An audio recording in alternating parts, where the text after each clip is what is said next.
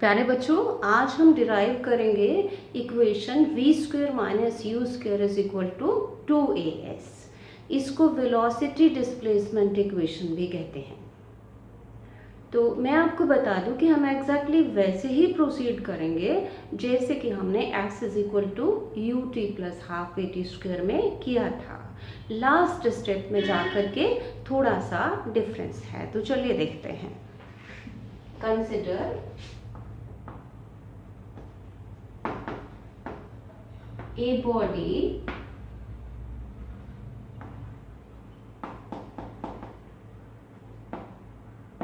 moving with uniform acceleration a along a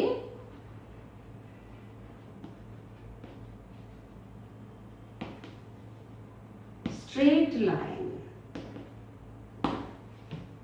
तो uniformly accelerated motion हमने consider की है और अब ग्राफ प्लॉट करते हैं। Plot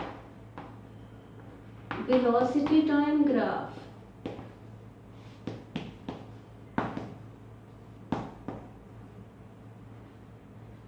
for this body.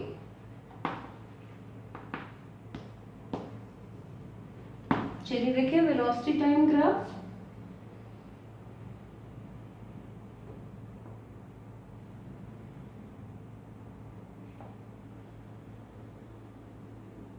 ये ओरिजिन एक्स एक्सिस पर क्या प्लॉट करते हैं? इंडिपेंडेंट वेरिएबल, यहां टाइम, और वाई एक्सिस पर डिपेंडेंट वेरिएबल, यहां पर वेलोसिटी। बच्चों, आपने जब ग्राफ प्लॉट किया था velocity time graph for uniformly accelerated motion, तो आपने देखा था कि ये ग्राफ आता है straight line inclined to time axis. कुछ इस तरह का ग्राफ आया था। नाम दे देते हैं A B. Let AB is let the graph is straight line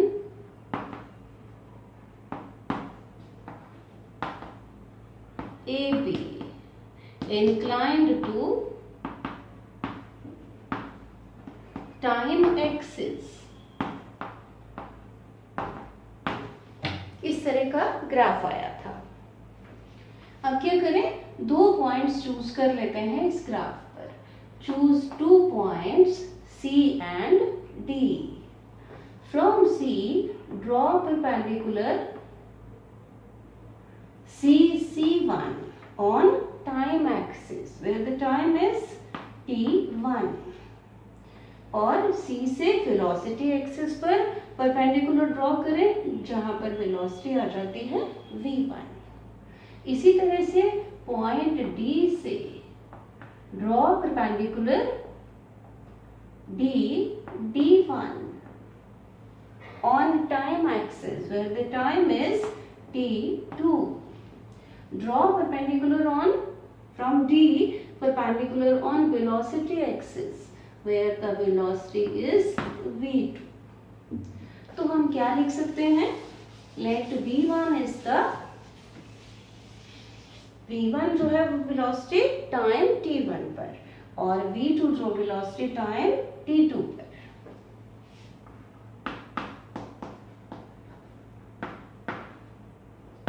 velocity of the body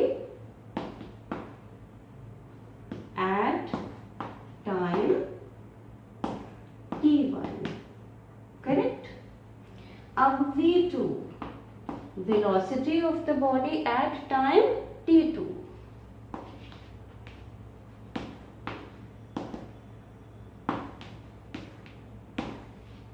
अब बच्चों रिकॉल करिए, हमने एक डेरिवेशन की थी, एक्सप्रेशन डिराइव किया था कि displacement of the body during a time interval is equal to area under velocity time graph for that time interval. तो उसी को लिखते हैं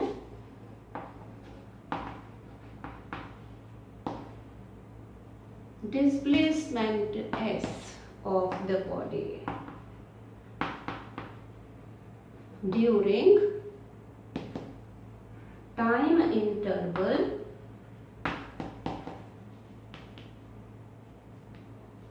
T2 minus T1 equal to किसके area under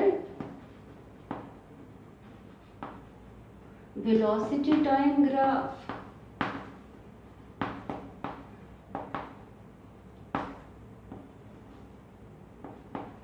from time t1 to t2। अब देखिए कि ये डिस्प्लेसमेंट किसके बराबर आएगी, एरिया वेलोसिटी टाइम ग्राफ में t1 t2 time interval t1 से t तक में कितना पार्ट है ग्राफ का, ct, और ct के अंडर देखिए ये ग्राफ, ये एरिया आ रहा है।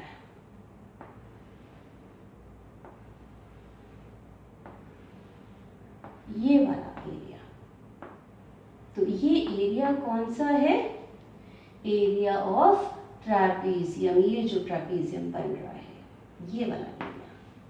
This is equal to area of trapezium,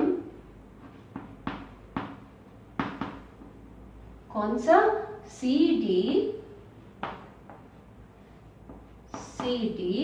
D1 C1 C, CD D1 C1 C। और ट्रेपेजियम का एरिया किसके बराबर होता है, 1/2 sum of parallel sides into distance between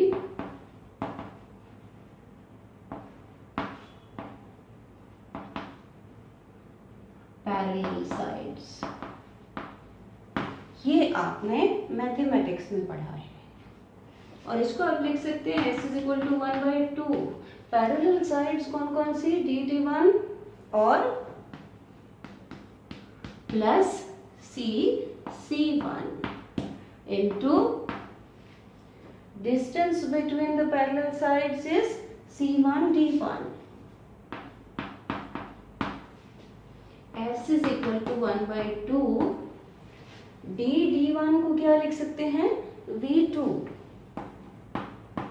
और C1 को क्या लिख सकते हैं, V1 into C1 D1 time interval T2 minus T1। तो ये आ गया S। अब इस इक्वेशन में देखिए टाइम नहीं है, तो हमने इस टाइम को यहाँ से एलिमिनेट करना है। हमने फर्स्ट इक्वेशन ऑफ मोशन में क्या प्रूव किया था, V2 minus V1 is equal to A, ये यहां से हम वैल्यू निकाल लेते हैं T2 माइनस T1 की।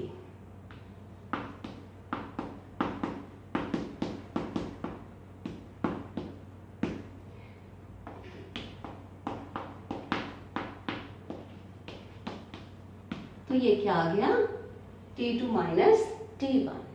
इसकी ये वैल्यू हम इसमें रख देते हैं T2 माइनस T1 की जगह, तो आपके पास आ जाएगा S इज इक्वल टू 1/2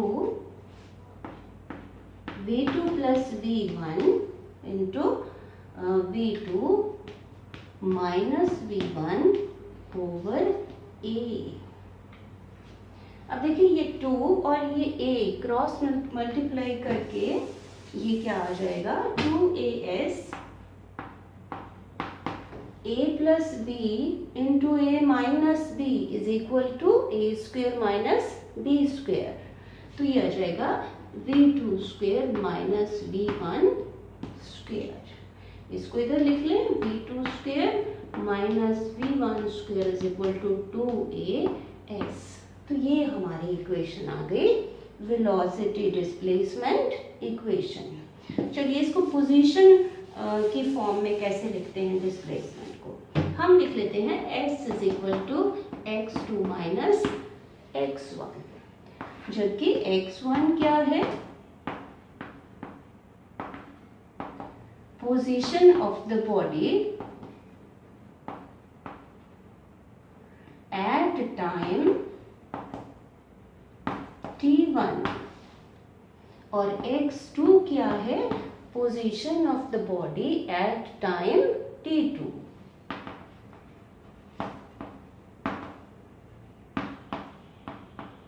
तो यहाँ पर हम लिख सकते हैं v2 square minus v1 square is equal to 2a into x2 minus x1। तो ये इक्वेशन आ गई relation between velocities, acceleration and positions of the body.